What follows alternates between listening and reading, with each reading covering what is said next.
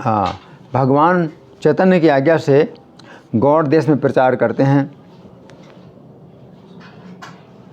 और बहुत समय के बाद उनकी इच्छा हुई कि भगवान चैतन्य का दर्शन करें, तो वे जगन्नाथपुरी आते हैं। जगन्नाथपुरी में श्री चैतन्य रहते हैं। अपनी माता के आज्ञा के बंधन से बंधे हैं। उनकी माता सची देवी घर में बिल्कुल अकेली हैं। उनके साथ केवल उनकी पुत्र वधू विष्णुप्रिया रहती हैं। तो भगवान चैतन्य महाप्रभु अपनी माता सची के आदेश के बंधन में बंधे हुए हैं। सची माता का आदेश है कि मेरा पुत्र जगन्नाथपुरी में रहे, संन्यास ले लिया है, तो अब नवद्वीप में तो वापस नहीं आएंगे। तो सची माता चाहती हैं कि जगन्नाथपुरी में अगर बने रहें चैतन्य महाप्रभु, तो उनका समाचार उनको मिलता रहेगा, क्योंकि बहुत लोग नवद्वीप से जगन्नाथपुरी और जगन्नाथपुरी से नवद्वीप आते जाते रहते हैं। तो अपनी माता की आज्ञा के बंधन में बंधे हुए चैतन्य महाप्रभु अपने अवतार का जो कार्य है वो नहीं कर सकते। उनके अवतार का कार्य है कि संकीर्तन आंदोलन को फैलाना है। तो इस कार्य को चैतन्य महाप्रभु नित्यानंद प्रभु को सौंपते हैं। तो नित्यानंद प्रभु श्री चैतन्य के इस कार्य को करते हैं और गौड़ देश में स्थान स्थान पर भ्रमण भी करते हैं और संकीर्तन आंदोलन को फैला रहे हैं। अब नित्यानंद प्रभु की बहुत इच्छा होती है कि भगवान चैतन्य का दर्शन करें। वैसे तो नित्यानंद प्रभु को चैतन्य महाप्रभु ने ये वर दिया है कि जब भी आप मेरे दर्शन करना चाहेंगे तो मैं जगन्नाथपुरी से सीधे आपके पास आ जाऊंगा और दर्शन दूंगा। और नित्यानंद प्रभु की जब भी इच्छा होती है तो चैतन्य महाप्रभु जगन्नाथपुरी से वहाँ आ जाते हैं, लेकिन कोई नहीं देख पाता, केवल नित्यानंद प्रभु देख पाते हैं और कोई कोई बहुत भाग्यशाली हैं वो देख पाते हैं।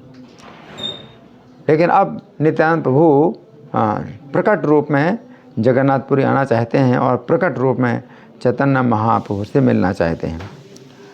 तो नित्यानंद प्रभु चैतन्य महाप्रभु का दर्शन करने के लिए जगन्नाथपुरी आए और गदाधर पंडित जो कि राधा रानी के अवतार हैं, इनकी भावना ऐसी है कि चैतन्य महाप्रभु अगर जगन्नाथपुरी से बाहर नहीं जाएंगे तो उन्होंने क्षेत्र संन्यास ले लिया।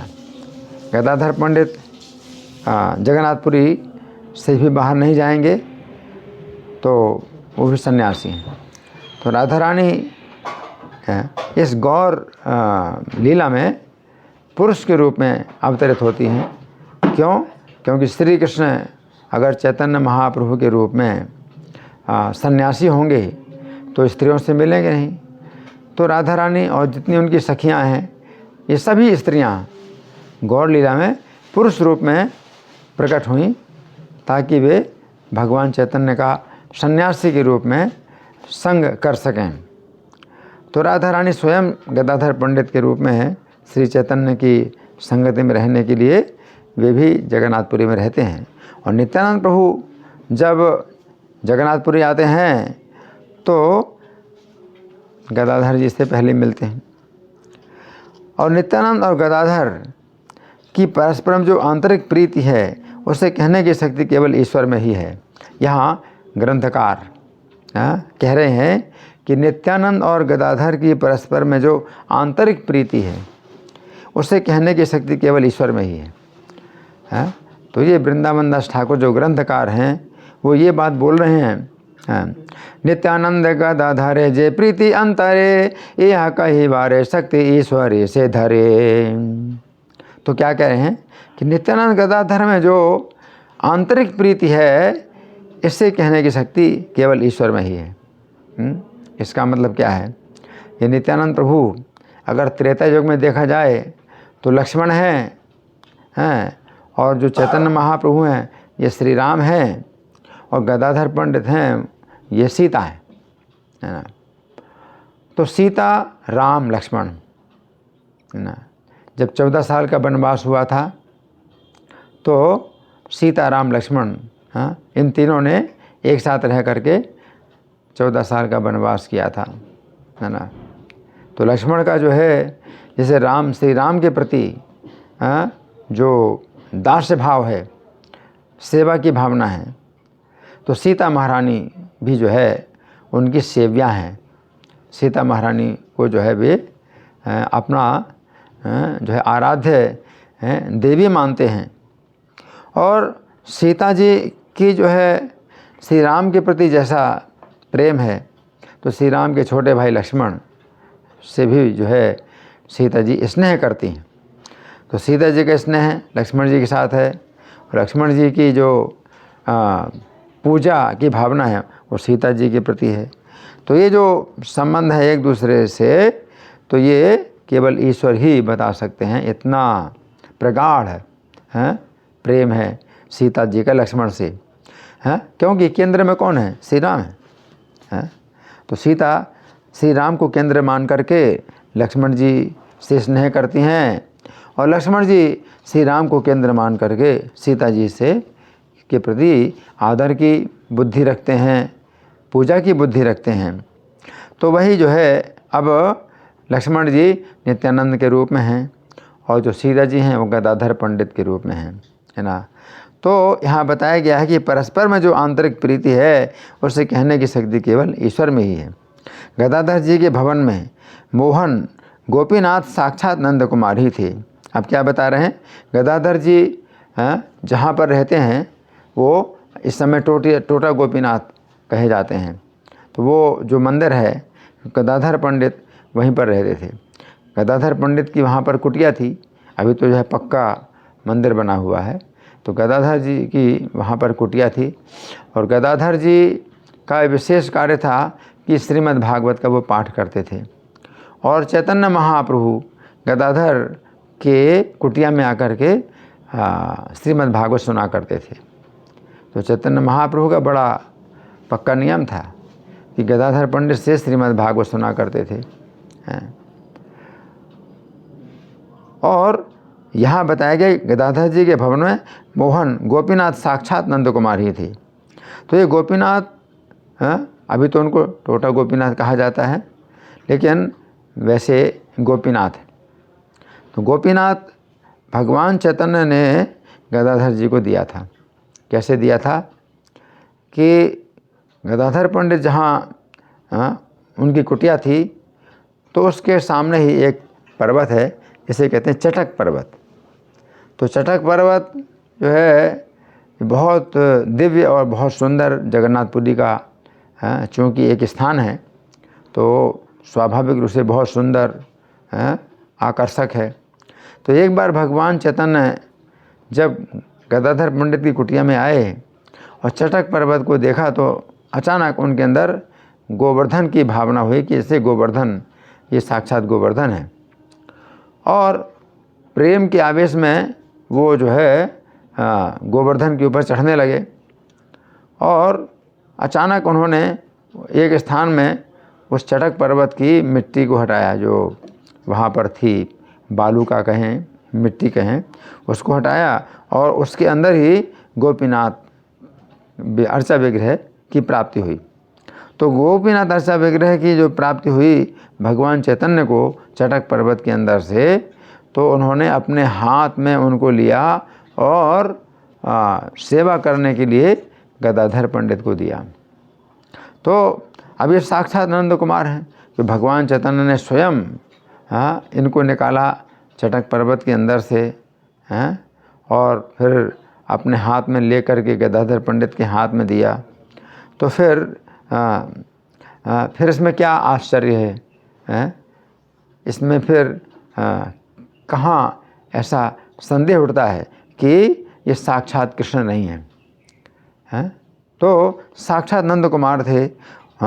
उनको श्री चैतन्य ने भी स्वयं गोदी में लिया था ना, तो ये बात बताई गई। भगवान चैतन्य ने चटक पर्वत के अंदर से निकाला तो अपने गोदे में लिया, है ना। आगे, तथा उस विग्रह को देखकर अत्यंत पाखंडी भी अपने को भूल जाते थे। इतना जो है गोपीनाथ जी का आकर्षण है कि जो बहुत पाखंडी हैं। पाखंडी का मतलब क्या है कि जो दिखावा करते हैं लेकिन उनके अंदर भक्ति नहीं होती। और पाखंडी उनको भी कहते हैं जो कि जो शास्त्रों में जो बातें लिखी हैं उनका खंडन करते हैं। तो अर्चा विग्रह को जो है साक्षात भगवान माना जाता है। शास्त्र की ये आज्ञा है कि अर्चा विग्रह के रूप में भगवान जो है साक्षात दर्शन देते हैं। लेकिन जो व्यक्ति अर्चा विग्रह के प्रति शिला की भावना करता है कि ये तो पत्थर है या ये लकड़ी है, इस प्रकार की भावना करता है, तो वो भी पाखंडी कहलाता है। लेकिन यहाँ पर ग्रंथकार कह रहे हैं कि ये जो गोपीनाथ जी हैं इनको देख करके अत्यंत पाखंडी भी अपने को भूल जाते थे। मतलब इतना उनका जो रूप है आकर्षक है, इतना आकर्षक है कि पाखंडी लोग भी अगर देखें तो उनकी आंखें हटेंगी नहीं।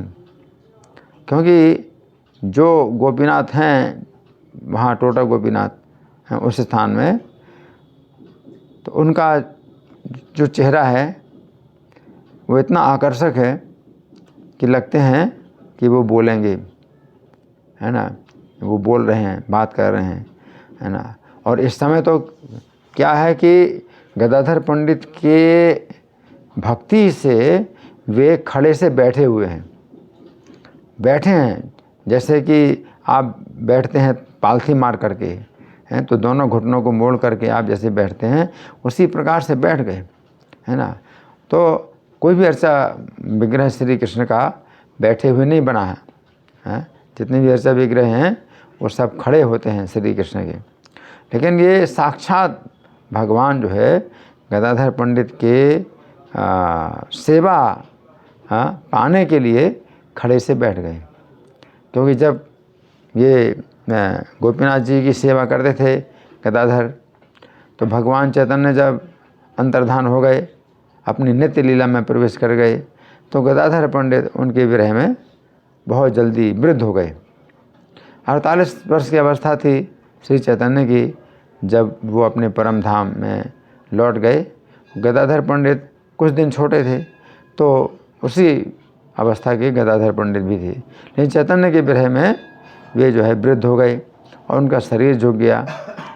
तो ऐसी स्थिति में गोपीनाथ जी को आवाज़ नहीं आ रही, हरि बोल, हरे कृष्णा, आ रही, आ रही, आ रही। अच्छा, तो क्या सुना बताइए, हरि बोल, हाँ बताइए क्या सुना।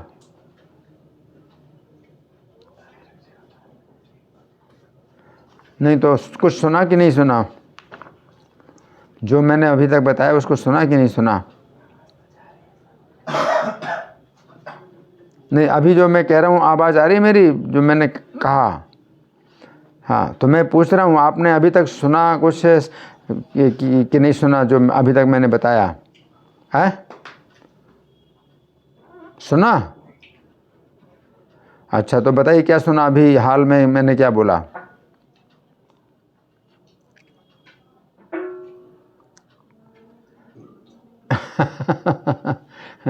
तो मैं क्या समझूं? आपने कुछ सुना कि नहीं सुना, कुछ बताइए, कुछ सुना है तो मैंने क्या बोला?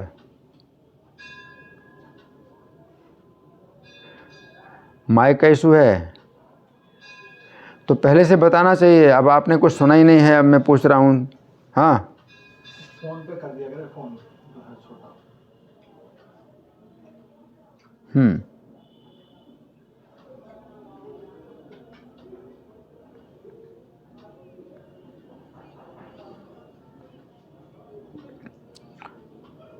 माइक निकाल लो।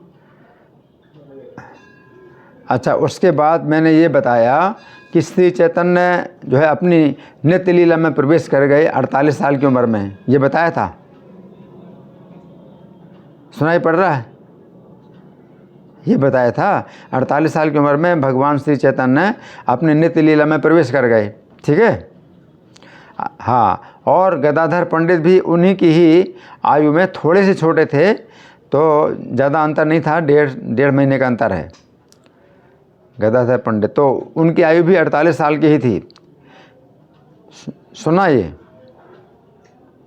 सुना कि नहीं?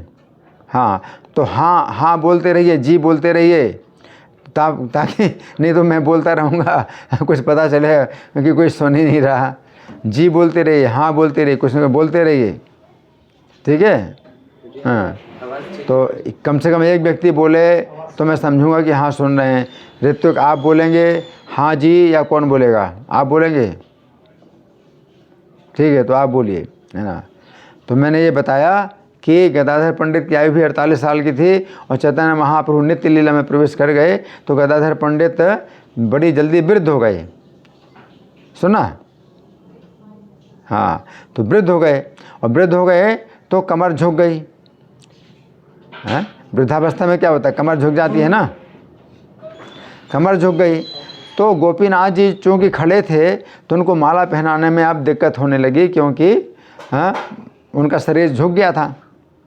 सुना? सुना?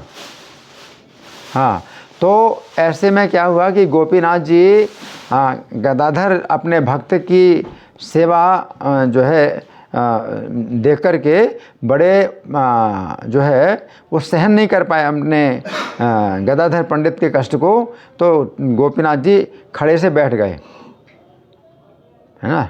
तो बैठ गए और ताकि गदाधर पंडित को उनको माला पहनाने में कोई परेशानी ना हो, तो भगवान गोपीनाथ जी बैठ गए। तो इस समय भी कोई जगन्नाथपुरी में जाए टोटा गोपीनाथ का दर्शन करने के लिए तो कैसे देखेगा, वो साक्षात बैठे हुए हैं, साक्षात बैठे हुए हैं, है ना।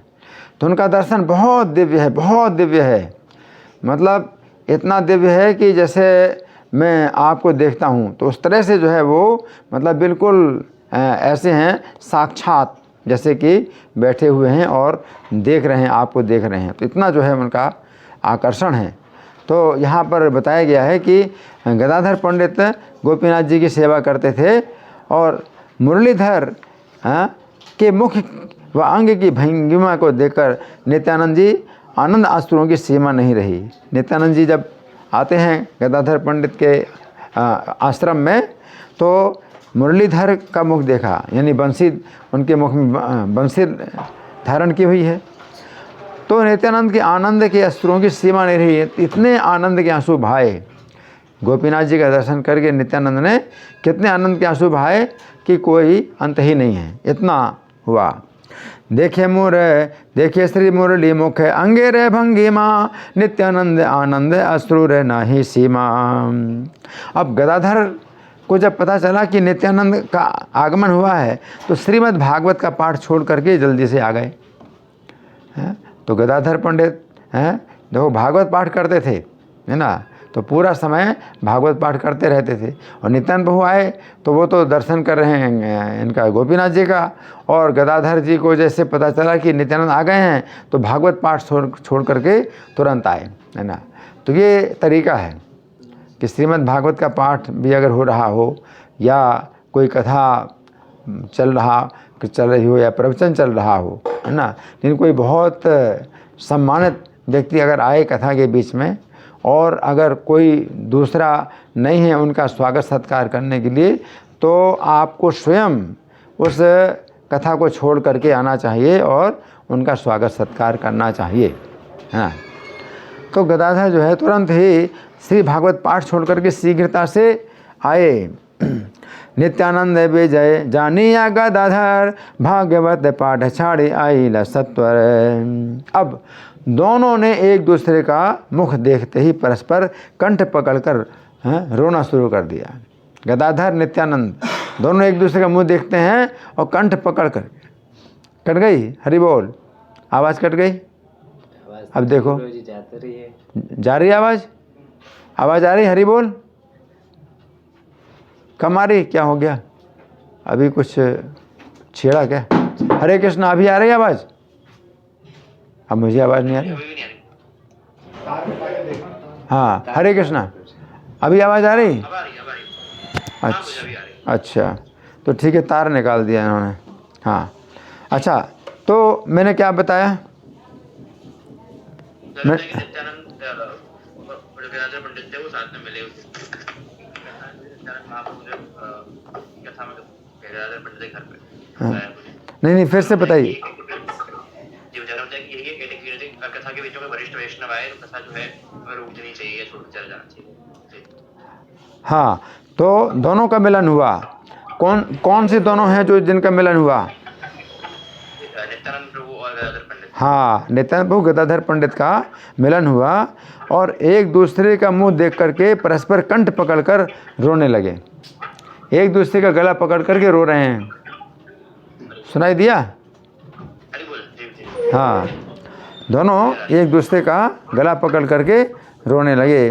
दुहे मात्र देखिया दुहार श्री बदन, गलाधारी लागी लेन करी ते क्रंदन। परस्पर दोनों प्रभु एक दूसरे को नमस्कार करने लगे। अब देखिए, दोनों एक दूसरे को नमस्कार कर रहे हैं, है ना। दोनों एक दूसरे को अपने से बड़ा मानते हैं। नित्यानंद प्रभु गदाधर पंडित को अपने से बड़ा मानते हैं और गदाधर पंडित नित्यानंद प्रभु को अपने से बड़ा मानते हैं। तो दोनों एक दूसरे को नमस्कार करने लगे और एक दूसरे की महिमा वर्णन करने लगे। एक ने कहा, आज नेत्र निर्मल हुए। क्या कहा? हरि बोल। हाँ, एक ने कहा आज नेत्र निर्मल हुए, तथा दूसरे ने कहा आज जन्म सफल हो गया। क्या कहा? आज जन्म सफल। हाँ, दोनों प्रभुओं के शरीर में बाहरी ज्ञान नहीं रहा और दोनों भक्ति के आनंद सागर में डूब गए। हरि बोल। सुनाई दिया? हाँ। बाह्य ज्ञान नाहि दुई प्रभु रे शरीरे, दुई प्रभु भाषे भक्ति आनंद सागरे। प्रेम भक्ति का ऐसा प्रकाश हुआ जैसे देखकर सब दास चारों ओर रो पड़े। अब वहाँ पर बहुत सेवक थे, गदाधर पंडित के आश्रम में बहुत से सेवक थे। तो नित्यानंद गदाधर का परस्पर मिलन हुआ तो उसको देख करके इतना प्रेम हुआ दासों में भी कि चारों ओर के जो दास हैं वो भी रोने लगे, रो रहे हैं। सुनाई पड़ा? हरि बोल। सुनाई पड़ा? जी जी जी। क्या सुनाई पड़ा? हाँ, सब दास को जो उनका मिलन देख के रोने लगे। हाँ, सब दास मिलन देख करके रोने लगे। हेन से हाय ले प्रेम भक्ति रे प्रकाश, देखे चतुर्दिगे पड़े कांधे सर्वेदास। नित्यानंद और गदाधर में कैसी अद्भुत प्रीति थी। अब सोचिए कि कैसी प्रीति थी। नित्यानंद गदाधर में कैसी अद्भुत प्रीति थी। यदि कोई व्यक्ति एक का प्रिय होता तो दूसरा उससे बोलता भी नहीं था। आपस में कितनी प्रीति थी कि अगर कोई व्यक्ति एक का प्रिय होगा, मान लीजिए कि गदाधर का अप्रिय है तो दूसरा यानी नित्यानंद उससे बोलते नहीं। एक दूसरे से इतनी प्रीति है। अगर गदाधर जो है किसी को पसंद नहीं करते हैं तो नित्यानंद उससे बात नहीं करेंगे, और नित्यानंद प्रभु अगर किसी को पसंद नहीं करते हैं तो गदाधर पंडित भी उससे बात नहीं करेंगे। सुना? हाँ हाँ। कि अद्भुत प्रीति नित्यानंद गदाधरे, एक रे अप्रिय आर संभाषणा करे। गदाधर का संकल्प था कि नित्यानंद के निंदक का मुंह नहीं देखना है। ये है ना, ऐसा जो है परस्पर प्रेम था। नित्यानंद जी का नहीं, गदाधर का क्या संकल्प था? क्या संकल्प था? हाँ, और जिनकी नित्यानंद में प्रीति नहीं है तो गदाधर उनको दर्शन नहीं देते। गदाधर भी उनको दर्शन नहीं देते। किनको दर्शन नहीं देते? हाँ, जिनकी नित्यानंद में प्रीति नहीं है ना। हाँ, गदाधर देवेर संकल्प ए रूप, नित्यानंद निंदकेर न देखे ने मुख। नित्यानंद स्वरूप रे प्रीति जाए चेनाई, देखा हो न देन तारे पंडित गोसाई। कुछ क्षण में दोनों प्रभु स्थित होकर चैतन्य का संकीर्तन करने को एक स्थान में बैठ गए। अब दोनों प्रभु जो है क्या हो गए, एक स्थान में स्थिर बैठ गए, साथ साथ स्थिर बैठ गए और क्या कर रहे हैं? चैतन्य के चर्चा कर रहे हैं, चैतन्य के गुणों की चर्चा कर रहे हैं दोनों मिल कर के। उसके बाद गदाधर ने नित्यानंद को निमंत्रण दिया कि आज की भिक्षा यहीं करो। गदाधर जी ने नित्यानंद को निमंत्रण दिया। क्या निमंत्रण दिया? अरे क्या क्या निमंत्रण दिया? आज के प्रसाद की। आज के प्रसाद की, है ना। तो प्रसाद नहीं बोलते, सन्यासी है ना, तो सन्यासी हैं तो भिक्षा बोलते हैं। सन्यासी को अगर आप जो है भोजन के लिए कहेंगे तो भोजन के नाम पर वो नहीं आते हैं, भिक्षा के नाम पर आते हैं। कि सन्यासी का कार्य है भिक्षा मांगना, और भिक्षा में क्या होता है, कुछ रूखा सूखा जो कुछ मिल जाए तो वो भिक्षा कहलाती है। तो भिक्षा के नाम पर सन्यासी को अपने घर में बुलाया जाता है ना। और जब आ जाएं तो अपना जितना भी आप अच्छा भोजन करा सकते हो कराओ, लेकिन अच्छे भोजन के नाम पर वो नहीं आएंगे सन्यासी कि आप कहेंगे मैंने 56 प्रकार का भोग बनाया है, व्यंजन बनाया है, तो अब आप जो है आपको आना है। तो इस प्रकार से नहीं आते, कि सन्यासी का ही कारण नहीं है। इसलिए भिक्षा के लिए ही जो है ये निमंत्रण दिया जाता है। तो गदाधर देव ने नित्यानंद को निमंत्रण दिया, आज की भिक्षा यहीं करो। तो दोनों सन्यासी हैं, गदाधर भी सन्यासी हैं और नित्यानंद भी सन्यासी हैं, बल्कि तीनों सन्यासी हैं। चैतन्य महाप्रभु भी सन्यासी हैं, तीनों सन्यासी हैं, है ना। तब गदाधर देव नित्यानंद प्रति निमंत्रण करी लेन आज भिक्षा ये थी। नित्यानंद प्रभु गदाधर के गोपीनाथ के भोग के लिए यत्न पूर्वक 1 मन चावल लाए थे। तो क्या नित्यानंद प्रभु गदाधर के भगवान गोपीनाथ के लिए क्या लाए थे? कौन बताएगा? चावल कितना चावल 1 भोग चावल है? कितना चावल था? है 1 भोग मुझे, एक 1 भोग मुझे बताया नहीं, 1 मन। 1 मन, मन जानते कितना होता है? एक मन चावल कितना होता है? 100 kg नहीं, 1 मन चावल होता है 40 सेर का, और किलो से थोड़ा कम होता है, तो समझिए कि 37 किलो समझिए। 1 मन चावल कितना हुआ? 37 किलो, है ना। तो 37 किलो चावल लाए थे नित्यानंद प्रभु। अब तो सोचिए 37 किलो चावल भी कितना होता है, और अपने सिर में रख कर के लाए और पैदल आए, है ना। जगन्नाथपुरी आए, कहाँ से? गौड़ देश से। गौड़ देश से जगन्नाथपुरी आए, है ना। तो कम से कम 500 किलोमीटर तो होगा ही, या ज़्यादा भी हो सकता है ना। तो पैदल अपने सिर में रख करके जो है गोपीनाथ जी के भोग के लिए 1 मन चावल लाए। तो भगवान इस प्रकार से बहुत नंबर देते हैं सेवा में। कोई व्यक्ति जो है कितना कष्ट उठा करके कोई चीज़ जो है भगवान की सेवा के लिए लाता है।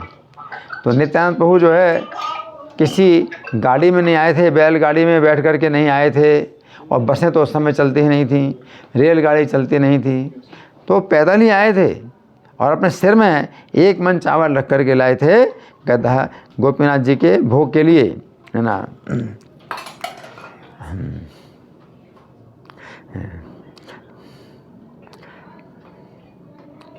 नित्यानंद गदाधर भिक्षा रे कारण 1 मान चावल आने अच्छे नया ताने। चावल कैसे थे? अत्यंत छोटे, सफ़ेद और सब प्रकार से भोग के योग्य थे, है ना। चावल की सबसे बढ़िया क्वालिटी क्या होती है? बहुत छोटा होता है, सफ़ेद होता है ना, बहुत सुंदर लगता है। ऐसा चावल जो है ये भगवान गोपीनाथ जी के भोग के लिए नित्यानंद प्रभु लाए थे, और गौड़ देश से लाए थे गदाधर जी के भोग लगाने के लिए आए थे। चावल और एक सुंदर रंगीन वस्त्र, ये दोनों गदाधर के सामने रखे। किसने रखे? 2 चीज़ें गदाधर के सामने रखी। किस? नित्यानंद प्रभु ने गदाधर के सामने रखी और कहा, हे गदाधर, इन चावलों को सिद्ध करके गोपीनाथ को अर्पण करके भोग लगाओ। तब गदाधर चावलों को देख करके हंसे और बोले, प्रभु ऐसे चावल तो नेत्रों से कभी नहीं देखे। गदाधर ने क्या कहा? क्या कहा? हाँ, ऐसे चावल नेत्रों से कभी नहीं देखे। तंडोले देखी यहाँ से पंडित है गोसाई, नयन तय मत तंडोले देखी नहीं। प्रभु इन चावलों को क्या वैकुंठ से लाए हो? गदाधर बोले नित्यानंद से, इन चावलों को कहाँ से लाए हो? कहाँ से लाए? वैकुंठ से, क्या वैकुंठ से लाए हो? एकमात्र लक्ष्मी जी इन चावलों की रसोई करती हैं। वैकुंठ में तो भगवान का भोजन कौन बनाती है? लक्ष्मी जी बनाती हैं। कौन बनाती हैं? हरि बोल। लक्ष्मी जी। लक्ष्मी जी बनाती हैं। तो गदाधर कह रहे हैं कि वैकुंठ में एकमात्र लक्ष्मी जी इन चावलों की रसोई करती हैं और श्री कृष्ण ही इनके भोक्ता हैं। तो श्री कृष्ण ही जो है इन चावलों का स्वाद लेते हैं। तो गदाधर जी ने कहा ये तंडुल गोसाई की वैकुंठ था किया, आने याचिन गोपीनाथ रे लागिया। गदाधर जी आनंद में चावलों की प्रशंसा करते हुए वस्त्र लेकर श्री गोपीनाथ के सामने गए और दिव्य रंगीन वस्त्र गोपीनाथ को जब पहनाया और शोभा देकर के आनंद विभोर हो गए। तो उस समय वस्त्र जो भगवान को पहनाए जाते थे तो वो सिले नहीं होते थे, बिना सिले वस्त्र होते थे। और बिना सिले वस्त्र भी जो है उनको ऐसे तरीके से पहनाए जाते थे कि भगवान का जो है बहुत अच्छा श्रृंगार हो जाए। तो गदाधर जी ने जैसे ही गोपीनाथ जी को वो वस्त्र पहनाया है ना, तो शोभा देख करके आनंद विभोर हो गए। तो भगवान गोपीनाथ जी की सेवा शोभा बहुत बढ़ गई। तो भगवान अगर किसी की सेवा से प्रसन्न हो जाते हैं तो उनका सौंदर्य बढ़ जाता है। तो नित्यानंद प्रभु के वस्त्र को जो है गदाधर जी ने अपने हाथों से पहनाया तो गोपीनाथ जी जो है प्रसन्न हो गए, उनकी सुंदरता बढ़ गई। तब रसोई का कार्य प्रारंभ हुआ और गदाधर स्वयं उद्यान में साग लेने को गए। उस समय साग सब्जी ऐसे मिलती नहीं थी खरीदने से, खरीदने से नहीं मिलती थी। तो लोग जो है साग सब्जी अपने बगीचे से ही ताज़ी ताज़ी निकालते थे। तो गदाधर जो है अपने बगीचे में गए साग निकालने के लिए। किसी ने बोया नहीं था, जो साग उपज जाता बिना बोए जो साग उपजता था गदाधर जो है उसी को लाते थे, है ना। तो तोड़ लाए और उसी का ही बनाया, उसको जो है पकाया। इमली वृक्ष के जितने अति कोमल पत्ते थे उन्हें लाए, पीसकर नमक और जल मिलाया। गदाधर ने उनको जो है फिर रंधन किया और एक बड़ा सुंदर व्यंजन उसको बनाया और गोपीनाथ जी के आगे रख करके भोग लगाया। उसी समय गौरचंद्र भी आ पहुँचे। कौन आ गए उसी समय? हरि बोल। हाँ, गौरचंद्र आ गए। उस समय गौरचंद्र भी आ गए। तारे एक व्यंजन करीला अम्ल नाम, रंधन करिया गदाधर भाग्यवान। गोपीनाथ अग्रनिया भोग लगा हिला, हे निकाले गौरचंद्र आसिया मिलिया। तो ठीक समय में गौरचंद्र आ गए, है ना। और गौरचंद्र ने गौरचंद्र आ गए और प्रसन्न मुख से हरे कृष्ण कहते हुए उनका जो है आगमन हुआ। तो भगवान चैतन्य जो है वैसे ही चलते हैं तो प्रसन्नता से उनके मुख से क्या निकलता है? हरे कृष्णा, इस प्रकार से, है ना। भगवान गौरचंद्र ऊंचे स्वर से गदाधर पुकारते हैं, है ना। उस समय शीघ्रता से आकर गदाधर ने चरणों में वंदना की। प्रसन्न श्री मुखे हरि कृष्ण बोली, विजय हैला गौरचंद्र कुतूहली। गदाधर डाके गौरचंद्र, संभ्रम में बंदे न गदाधर पदे द्वंद्व। हंसकर गौरचंद्र ने कहा, क्यों गदाधर, क्या हम निमंत्रण में नहीं हैं? भगवान जो हंस करके गदाधर से पूछते, क्या पूछते हैं? हरि बोल। क्या हम निमंत्रण में नहीं हैं? मैं तो आप दोनों से कोई पृथक नहीं हूँ, आप नहीं दोगे तो मैं बलपूर्वक खाऊंगा।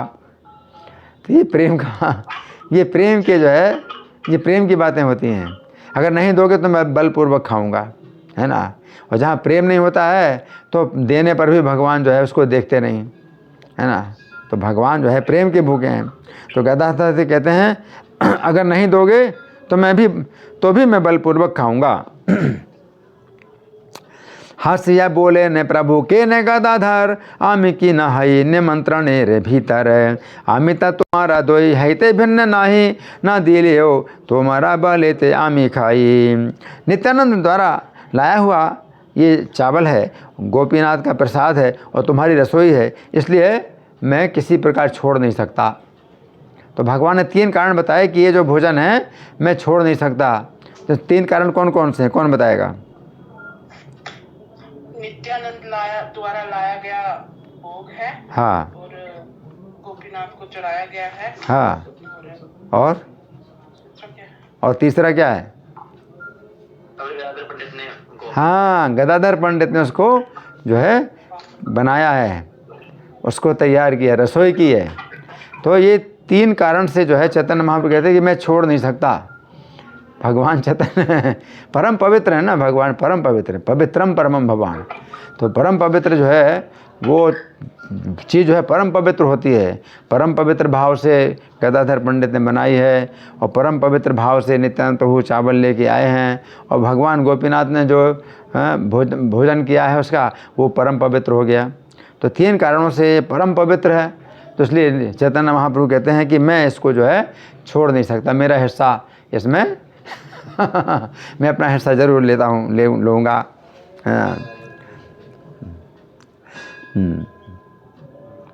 आमिता तुम्हारा दोई हाइते भिन्न नाही, ना दिले हो तुम्हारा बलेते आमी खाई। नित्यानंद द्रव्य गोपीनाथे रे प्रसाद, तुम्हारे रंधन मोर इथे अच्छे भाग। नित्यानंद और गदाधर दोनों ही प्रभु के ऐसे कृपा के वचन सुनकर सुख के सागर में मग्न हो गए। नित्यानंद प्रभु को भी बहुत सुख मिला कि भोजन के समय भगवान स्वयं ही आ गए भोजन करने के लिए। गदाधर पंडित दोनों सुख के सागर में डूब गए। जब चैतन्य महाप्रभु ऐसे बोलते हैं कि मैं तो खाऊंगा, मैं तो बलपूर्वक खाऊंगा, तो दोनों सुख के सागर में डूब गए, है ना। कृपा वाक्य सुने नित्यानंद गदाधर, मग्न है लेने सुख सागर भीतर। गदाधर जी ने प्रसन्न होकर प्रसाद लाकर गौरचंद्र के सामने रख दिया और अन्न की सुगंधि से पूरा बगीचा भर गया। इतना सुगंधित, वो चावल बहुत सुगंधित थे, और फिर गोपीनाथ जी ने भोग लगाए तो उसकी सुगंध, और गदाधर पंडित ने जो है उसकी रसोई करी वो सुगंध। तो 3 प्रकार से जो है वो सुगंध इतनी ज़्यादा निकली जब वो चैतन्य महाप्रभु के सामने रखा कि पूरा बगीचा भर गया। वो बगीचा में ही जो है गदाधर पंडित की कुटिया थी, उसको ही टोटा बोलते हैं। तो अब इस समय जो है टोटा गोपीनाथ वो कहे जाते हैं। टोटा का मतलब बगीचा, है ना। तो पूरा बगीचा भर गया और श्री प्रभु भक्तिपूर्वक बारंबार अन्न की वंदना करने लगे।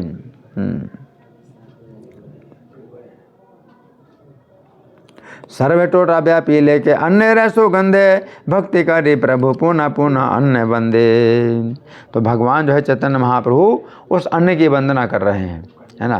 तो ये तरीका है भगवान के प्रसाद का भोजन है, जब हम ग्रहण करते हैं तो इस प्रकार से वंदना करनी चाहिए कि भगवान ने जो है हमें ये प्रसाद दिया है। इसलिए प्रसाद मंत्र में भी हम लोग बोलते हैं कृष्णा बड़ा दोया मोए, करे बारे जहवा जोए, स्वा प्रसाद अन्न दिलो भाई, है ना। तो प्रसाद मंत्र है। तो हमारे लिए भक्तिविनोद ठाकुर ने बनाया ये प्रसाद मंत्र दे दिया। इसमें क्या है कि बहुत प्रसाद की वंदना की जाती है। तो चैतन्य महाप्रभु के शब्दों में हम तो नहीं ऐसा कर सकते, इसलिए भक्तिविनोद ठाकुर हमारे महान आचार्य हैं, उन्होंने प्रसाद मंत्र हमको दिया, और इसमें जो है वो प्रसाद की विशेष वंदना होती है। तो ये अब इस चेतना में हम ग्रहण करते हैं। तो भगवान गीता में क्या कहते हैं कि यज्ञ शिष्टासना संतो मुच्यन्ते सर्व किल विषय, कि जो संत लोग होते हैं जब यज्ञ से उच्छिष्ट, यज्ञ से जो शिष्ट अन्न है उसको ग्रहण करते हैं तो सब पापों से मुक्त होते हैं। और भुंजते ते तो हम पापा ये पचन्त्यात्म कारणात्, और उल्टे दूसरे लोग जो होते हैं वो पापी होते हैं, वो जो है अपना पाप स्वयं खाते हैं जो अपने कारण पकाते हैं।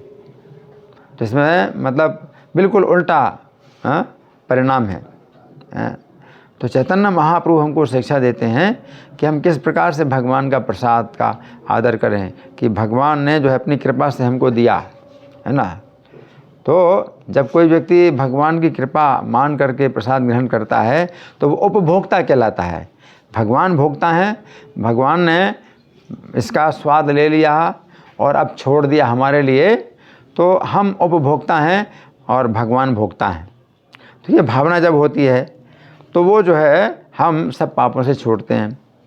और जिस समय हम अपने को भोक्ता मानते हैं, भुंजते ते तो हम पापा ये पचन्ते आत्म कारणात्, अपने खाने के लिए, अपना स्वाद लेने के लिए, अपनी जिह्वा की तुष्टि के लिए बनाते हैं, भोजन पकाते हैं, तो वह पापी अपना पाप खाते हैं, है ना।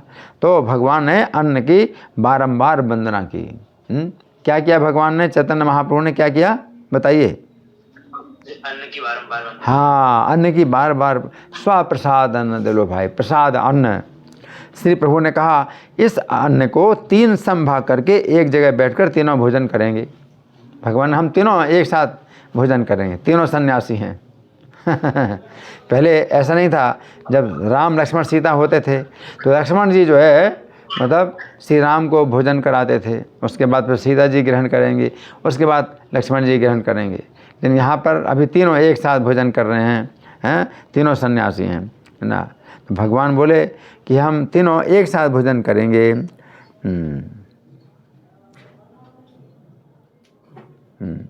प्रभु बोले 3 भाग समान करिया, अन्न लई 3 भुंज एकत्र बसिया। नित्यानंद के चावलों की प्रीति से महाप्रभु भोजन करने को विराजे और नित्यानंद और गदाधर उनके दोनों ओर भोजन करने बैठे। अब सोचिए कैसे भगवान बैठे हैं।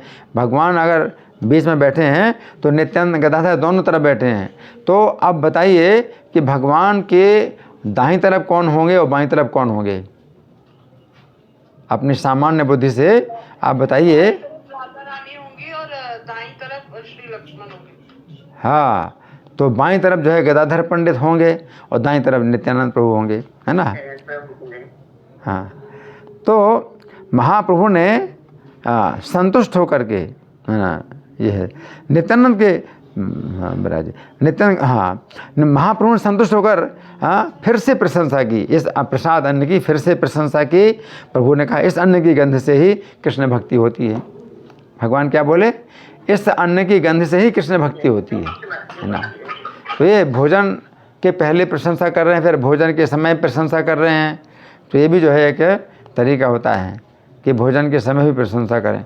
अब भोजन के समय अगर प्रशंसा हम नहीं कर सकते हैं तो फिर प्रसादम हॉल में कोई भक्त है वो कृष्ण कथा सुनाता है, तो वो भी जो है एक अच्छी चेतना होती है कि आप प्रसाद ग्रहण करें, तो अच्छी चेतना में प्रसाद ग्रहण करिए, है ना। है सुना महाराज जी कह रहे भगवान का नाम लेके।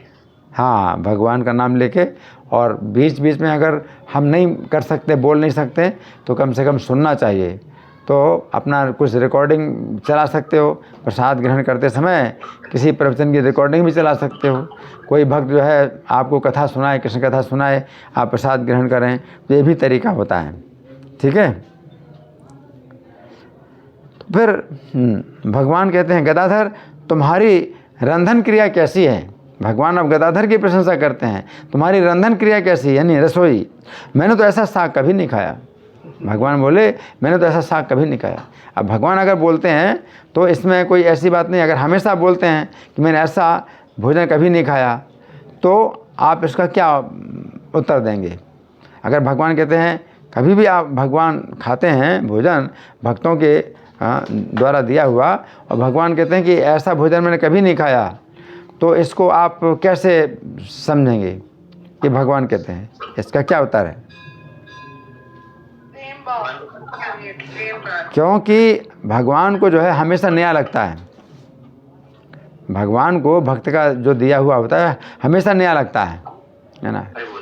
तो इसलिए जब भी भगवान ग्रहण करते हैं भक्तों के द्वारा दिया हुआ, तो कहते हैं ऐसा मैंने कभी नहीं खाया। तो इसमें कोई विरोधाभास नहीं है कि पहले का जो भोजन है वो क्या कम फीका था या कम था, कम स्वादिष्ट था। तो भगवान को नया जो है रस मिलता है भोजन में, प्रसाद में। भगवान कहते हैं अरे गदाधर तुम्हारी क्या विचित्र रसोई है। इमली के पत्तों को ऐसा विलक्षण साग बनाया, जान लिया वैकुंठ में तुम ही रसोई करते हो। अब भगवान क्या कह रहे हैं, जान लिया वैकुंठ में तुम ही रसोई करते हो।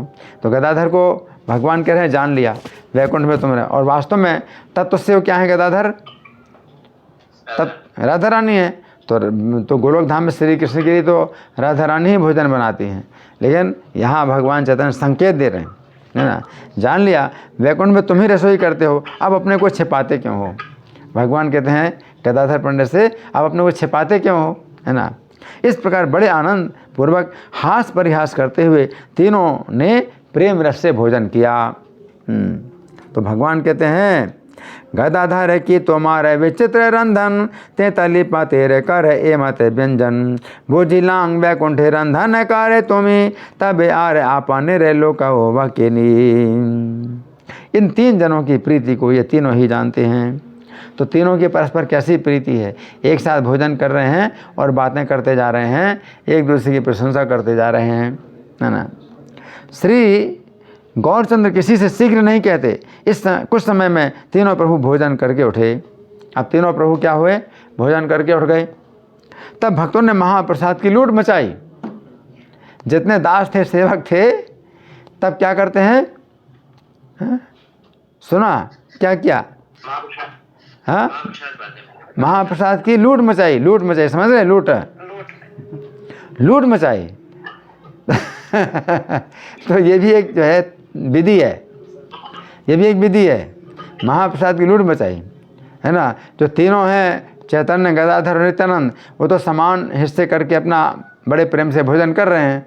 लेकिन जो दास लोग हैं, जब छोड़ करके उठे तो उनके अंदर धैर्य नहीं है, वो लूटते हैं, है ना।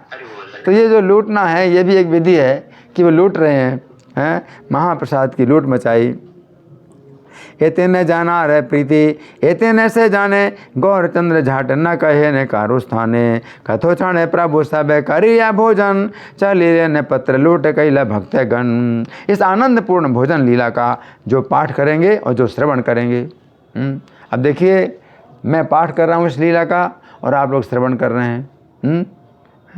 क्या समझे, क्या पाठ कर रहे हैं, श्रवण कर रहे हैं। हाँ, तो यहाँ पर ये बताया गया, इस आनंदपूर्ण लीला का जो पाठ करेंगे व जो श्रवण करेंगे, उन सब प्राणियों को श्री कृष्णचंद्र की भक्ति और श्री कृष्णचंद्र प्राप्त होंगे। हरि बोल, हरि बोल। सुना, हाँ हाँ, हरि बोल। आनंदपूर्ण भोजन लीला का जो पाठ करेंगे व जो श्रवण करेंगे, उन सब प्राणियों को श्री कृष्णचंद्र की भक्ति व श्री कृष्णचंद्र प्राप्त होंगे। हरि बोल। ये आनंद भोजन जे पढ़े जे व सुने, देखिए शब्द देखिए, ये आनंद भोजन जे पढ़े जे व सुने, कृष्ण भक्ति कृष्ण पाए से सब जने। हैं, इस आनंद भोजन का जो है, जो पढ़ेंगे और जो सुनेंगे, क्या समझे, इस आनंद भोजन को जो क्या करेंगे, बोलिए बोलिए, जो पढ़ेंगे जो सुनेंगे, है ना। तो ये पढ़ने की, ये भोजन की कथा पढ़ने के लिए और सुनने के लिए है ना। तो जो पढ़ेंगे व सुनेंगे वो दो चीज़ें प्राप्त करेंगे। कौन सी दो चीज़ें प्राप्त करेंगे,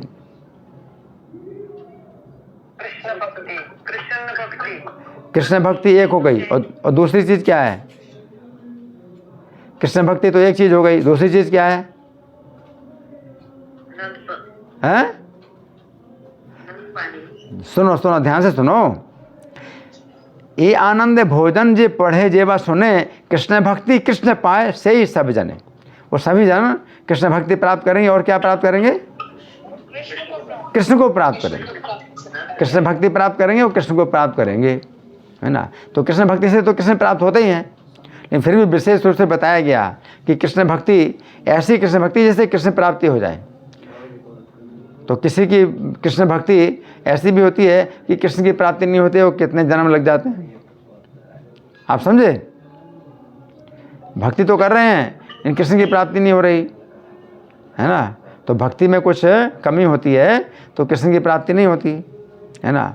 लेकिन इस कथा को जो पढ़ेंगे और जो सुनेंगे, वो सभी लोग कृष्ण भक्ति प्राप्त करेंगे और कृष्ण को भी प्राप्त करेंगे। हरि बोल, हरि बोल, हरि बोल, हरि बोल। जिनके ऊपर गदाधर पंडित अपनी दृष्टि डालते हैं, केवल वे ही नित्यानंद को जानते हैं, और नित्यानंद जिन पर मन से प्रसन्न होते हैं, उन्हीं को गदाधर ग्रहण कराते हैं और वे ही जान पाते हैं। इस प्रकार नित्यानंद प्रभु ने नीलाचल में कुतूहली से श्री गौरचंद्र के साथ निवास किया। नित्यानंद स्वरूप जहाँ प्रीत मन लो जयन गदाधर जान से जन। हे मते नित्यानंद प्रभु नीला चले रही लेन गौर चंद्र संगे कुतूहले। तीनों एक साथ ही जगन्नाथ का दर्शन करते थे। देखो तीनों जब जाते थे जगन्नाथ मंदिर तो कैसे जाते थे? दर्शन करने के लिए कैसे जाते थे? एक साथ जाते थे, तीनों एक साथ जाते थे। हैं? तीनों एक साथ ही जगन्नाथ दर्शन करते थे और सभी संकीर्तन का आनंद में केवल बेहवल रहते थे। श्री कृष्ण चैतन्य और नित्यानंद चंद्र मेरे प्राण जीवन हैं। उनके चरणों के सानिध्य में वृंदावन दास उनकी लीलाओं का गान करते हैं। तीन जन एकत्र ठाके निरंतर श्री कृष्ण चैतन्य नित्यानंद गदाधर। जगन्नाथ हो एकत्र देखे न तीन जने आनंद बेहवल सब मात्र संकीर्तने। तो ये जो लीला हमने पढ़ के सुनाई है तो इसमें बहुत बड़ी शक्ति है ना। और इसमें अंत में कहा गया कि नित्यानंद चैतन्य और गदाधर तीनों एक साथ जाते दर्शन करने के लिए, जगन्नाथ जी का दर्शन करने एक साथ दर्शन करते हैं। तो इसके बहुत मतलब क्या मतलब बल मिलता है। जब हम भक्तों के साथ भगवान का दर्शन करते हैं तो जो है हमारे पास देखने की शक्ति आती है, क्योंकि एक दूसरे की शक्ति हमें प्राप्त होती है, परस्पर मिल जाती है शक्ति, और वो शक्ति जो है 3 गुनी शक्ति हो जाती है देखने की। अगर हम अकेले जाते हैं देखने के लिए भगवान का दर्शन देखने के लिए, तो भगवान के दर्शन से कई बार उतना सुख नहीं मिलता है। अकेले आज हम जाते हैं तो भगवान के दर्शन से उतना सुख नहीं मिलता है ना। लेकिन जब भक्तों के साथ हम जाते हैं तो हमें भी आंखें मिलती हैं। जैसे एक श्लोक है ना, भक्ति विलोचन ने संता सदैव हृदयसु विलोकयन्ति। क्या है वो? प्रेमांजन छुरित भक्ति विलोचने न। जो संत लोग हैं भगवान का दर्शन करते हैं जब उनके नेत्रों में प्रेम का अंजन होता है और भक्ति के नेत्र होते हैं। भक्ति के नेत्र हों, उनमें प्रेम का अंजन हो, तब भगवान का दर्शन प्राप्त होता है। और नहीं तो भगवान अर्चा विग्रह के रूप में दर्शन देते हैं, लेकिन वो दर्शन ऐसे होता है कि वो जैसे भगवान पत्थर जैसे दिखाई देते हैं या लकड़ी जैसे दिखाई पड़ते हैं, और वो दर्शन जो है एक प्रकार से हुआ और नहीं हुआ बराबर हो जाता है ना। तो ये जो अध्याय है ये मैंने आपको पढ़ के सुनाया, अंतखंड का 9वां अध्याय। ठीक है, तो अभी हमारे पास समय तो नहीं है या कुछ समय है? बताइए, कुछ प्रश्नोत्तर करना है बताइए। किसी भक्त का कोई क्वेश्चन है? हाँ वो हम ले सकते हैं जी, आप लोग अपना हैंड लिख दीजिए। हाँ बोलिए। इसका प्रश्न है कोई?